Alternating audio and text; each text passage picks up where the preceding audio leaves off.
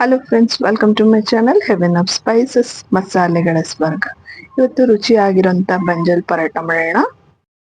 ನಾನಿಲ್ಲಿ 1 ಕಪ್ನಷ್ಟು ಮುಳಗಾಯಿ ತಗೊಂಡಿದ್ದೀನಿ, ದೊಡ್ಡ ಕಪ್ನಷ್ಟು. ನೀವು ಒಂದರಲ್ಲೇ 4 ಈ ರೀತಿ ಕಟ್ ಮಾಡ್ಕೊಳ್ಬೋದು, ಅಥವಾ ಇಡಿಯಾಗಿ ಕೂಡ ಬೇಯಿಸ್ಕೊಳ್ಬೋದು. ಕಟ್ ಮಾಡಿ ತಗೊಂಡ್ರೆ ಒಳಗಡೆ ಏನಾದ್ರು ಹುಳ ಇದ್ರೆ ಗೊತ್ತಾಗುತ್ತೆ, ಆದ್ರಿಂದ ನಾನು ಕಟ್ ಮಾಡಿ ತಗೊಂಡಿದ್ದೀನಿ. ಈ ರೀತಿ ಡಬಲ್ ಬಾಯ್ಲರ್ ಮೆಥಡ್ ಅಲ್ಲಿ ಕೆಳಗಡೆ ಒಂದು ಪಾತ್ರೆಯಲ್ಲಿ ನೀರು ಹಾಕ್ಬಿಟ್ಟು ಮೇಲ್ಗಡೆ ನೀವು ಮುಳಗಾಯಿನ ಬೇಯಿಸ್ಕೊಳ್ಬೋದು. ನೋಡಿ, ಒಂದು ಬಾಕ್ಸಿಗೆ ಹಾಕೊಂಡು ನಾನು ಇದನ್ನ ಸ್ಟೀಮ್ ಮಾಡ್ಕೊಳ್ತಾ ಇದ್ದೀನಿ. ಇದಕ್ಕೆ ಮುಳುಗಾಯಿಗೆ ನೀರೇನು ಹಾಕೋದು ಬೇಡ, ಹಂಗೆ ಇಟ್ಕೊಳ್ಳಿ. ನೋಡಿ, ಇದು ಬೇಯ್ಲಿ. ಅಲ್ಲಿವರೆಗೂ ನಾವಿಲ್ಲಿ ಹಿಟ್ಟನ್ನ ರೆಡಿ ಮಾಡ್ಕೊಳ್ಳೋಣ. ನಾನಿಲ್ಲಿ 1 ಕಪ್ನಷ್ಟು ಚಪಾತಿ ಹಿಟ್ಟು ತಗೊಂಡಿದ್ದೀನಿ. ಅದಕ್ಕೆ ಅರಿಶಿನ, ಹಾಗೆ 1 ಚಮಚದಷ್ಟು ಖಾರದ ಪುಡಿ, ಹಾಗೆ ಜೀರಿಗೆ, ಮತ್ತೆ ನೀವು ಇದಕ್ಕೆ ಬೇಕು ಅಂದ್ರೆ ಈರುಳ್ಳಿ ಅದು ಕೂಡ ಹಾಕೊಳ್ಬೋದು. ನಾನು ಹಾಕಿಲ್ಲ. ನೀವು ಬೇಕು ಅಂದ್ರೆ ಈರುಳ್ಳಿ ಕೂಡ ತುಂಬಾ ಸಣ್ಣದಾಗಿ ತುರ್ಕೊಂಡು ಅಥವಾ ಹೆಚ್ಕೊಂಡು ಹಾಕೊಳ್ಳಿ. 1 ಚಮಚದಷ್ಟು ಎಳ್ಳು ಹಾಕೊಂಡಿದ್ದೀನಿ, ಹಾಗೆ ಉಪ್ಪು ಹಾಕೊಂಡಿದ್ದೀನಿ. ನೋಡಿ, ನಮ್ಮ ಮುಳಗಾಯಿ ಬೆಂದಿದೆ. ಈಗ ಇದನ್ನ ನಾವು ಮ್ಯಾಶ್ ಮಾಡ್ಕೊಳ್ಳೋಣ. ಮ್ಯಾಶ್ ಮಾಡ್ಕೊಳಕ್ ಆಗಿಲ್ಲ ಅಂದ್ರೆ ನೀವು ಗ್ರೈಂಡ್ ಕೂಡ ಮಾಡ್ಕೊಳ್ಬೋದು. ಕೆಲವೊಂದು ಟೈಮ್ ಏನಾಗಿರುತ್ತೆ ಅಂದ್ರೆ ನಾವು ಮುಳಗಾಯಿ ತಂದು ಬಿಟ್ಟಿರ್ತೀವಿ, ತುಂಬಾ ದಿನ ಮಾಡಿರೋದೇ ಇಲ್ಲ, ಒಣಗೋದಂಗ ಆಗಿರುತ್ತೆ. ಆ ಟೈಮಲ್ಲಿ ಕೂಡ ನೀವು ಈ ರೆಸಿಪಿನ ಟ್ರೈ ಮಾಡ್ಬೋದು.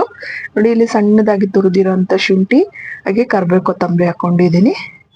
ನೀವು ಬೇಕು ಅಂದ್ರೆ ಇದಕ್ಕೆ ಹಸಿಮೆಣಸಿನ್ಕಾಯಿ, ಈರುಳ್ಳಿ ಈ ತರದ್ದು ಕೂಡ ಹಾಕೊಳ್ಬೋದು.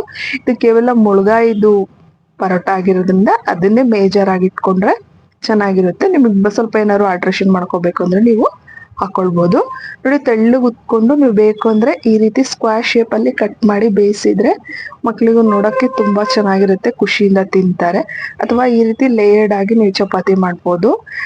ರೌಂಡ್ ಶೇಪ್ ಅಲ್ಲಿ ಚಪಾತಿ ಮಾಡ್ಕೊಂಡು ಈ ರೀತಿ ಮಡ್ಚ್ಕೊಂಡು ನೀವು ತ್ರಿಕೋನಾಕಾರದಲ್ಲಿ ಕೂಡ ಈ ಚಪಾತಿನ ಮಾಡ್ಕೊಳ್ಬೋದು. ಲೇಯರ್ ಆಗಿ ಬಿಟ್ಕೊಳುತ್ತೆ.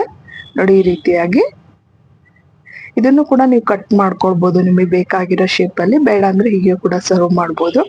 ನೋಡಿ, ಎಷ್ಟು ಚೆನ್ನಾಗಿದೆ. ಟೇಸ್ಟ್ ತುಂಬಾ ಚೆನ್ನಾಗಿರುತ್ತೆ. ಖಂಡಿತ ಟ್ರೈ ಮಾಡಿ ನೋಡಿ.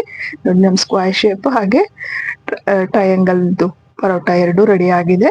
ನೀವು ಯಾವ ರೀತಿ ಬೇಕಾದ್ರೂ ಮಾಡ್ಕೊಳ್ಬೋದು. ನೀವು ಇದನ್ನ ಮೊಸರು ಅಥವಾ ಪುದೀನ ಚಟ್ನಿ ಅಥವಾ ಉಪ್ಪಿನಕಾಯಿ ಈ ತರದ ಜೊತೆಗೆ ಅಥವಾ ಗ್ರೇವಿ ಜೊತೆ ಕೂಡ ಸರ್ವ್ ಮಾಡ್ಬೋದು.